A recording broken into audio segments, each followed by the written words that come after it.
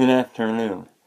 Um, I'm going to share something that I've heard more than once, and maybe you've heard it too.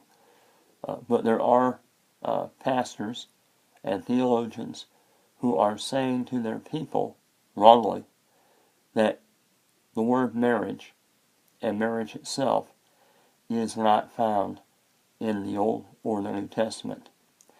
Let me just say right now, the reason I'm bringing this up is because I have been told by someone visiting our congregation last week that a Lutheran pastor in our area was telling her people that marriage is not in the Bible, that the word marriage is not in the Bible.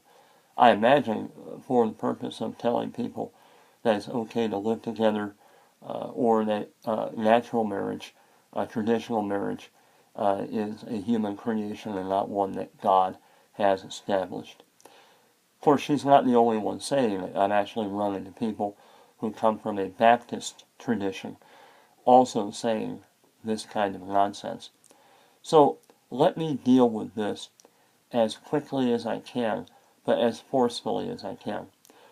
First of all, if you really insist on the word marriage being used in order for traditional marriage to be something sacred, then you might want to look at Hebrews 13, verse 4, where we are told the following: "Let marriage be held in honor among everyone, and let the marriage bed be undefiled." Clearly, marriage is seen as a God-given estate that is to be protected and honored and valued and not defiled. In fact, right after that, we're reminded that God will judge the sexually immoral and the adulterer. So there is no sexual behavior expected or accepted by God except in the marriage bed within the realm of the marriage between a man and a woman. Now, we also find, by the way, in Genesis chapter 2, that after God brings Eve to be with Adam, we find that it's written, "Therefore a man shall leave his father and mother, be joined to his wife, and the two shall become one flesh."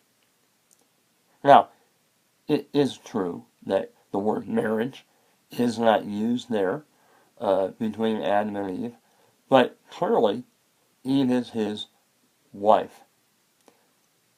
How did she become his wife? Well, in this instance, God became the father of the bride, and he gave his wife, his daughter, Eve, to Adam in an arranged marriage, which, by the way, here's another issue, but we won't deal with it right now.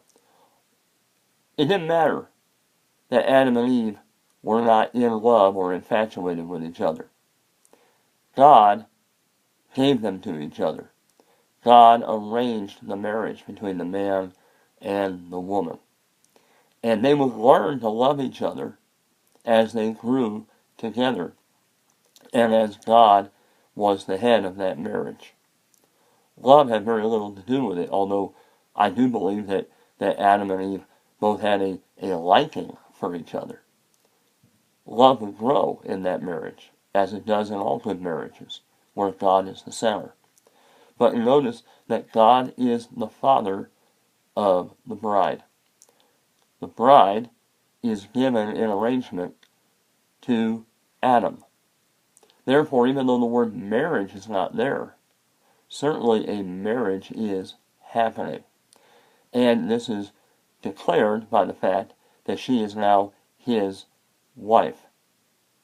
So please understand that when people want to tell you that marriage is not in the Bible or the word marriage is not in the Bible, they're really playing very loose with the facts.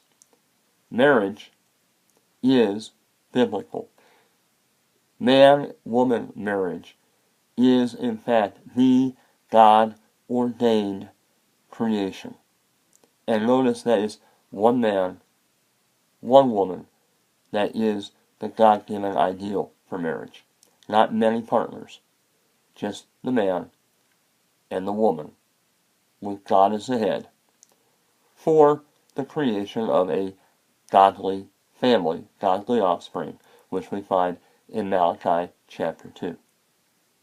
So if anyone ever tells you that marriage is not in the Bible, you're being lied to. Someone isn't telling the truth. And it's the person telling you that marriage isn't in the Bible who either is ignorant of what the Bible really says, or they are purposefully lying. Be careful of such people.